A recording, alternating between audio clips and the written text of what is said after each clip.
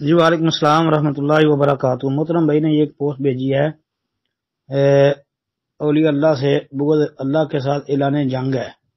معاذ بن جبل رضی اللہ عنہ ایک روایت اس میں درج ہے۔ جی اس کے متعلق بھائی کا سوال ہے، کہتے ہیں جی کیا حدیث صحیح ہے؟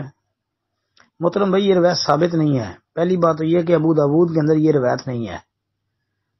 یہ جو لکھا نا ابو داود کا حوالہ، ابو داود میں نہیں ملی یہ،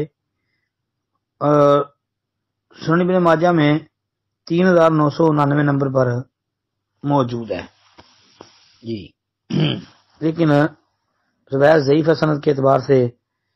اس میں عیسیٰ بن عبد الرحمن ضعیف راوی ہے، متروک الحدیث ہونے کی جرح بھی اس پر موجود ہے، تو لہذا یہ روایت ضعیف ہے۔ جی السلام علیکم ورحمۃ اللہ وبرکاتہ۔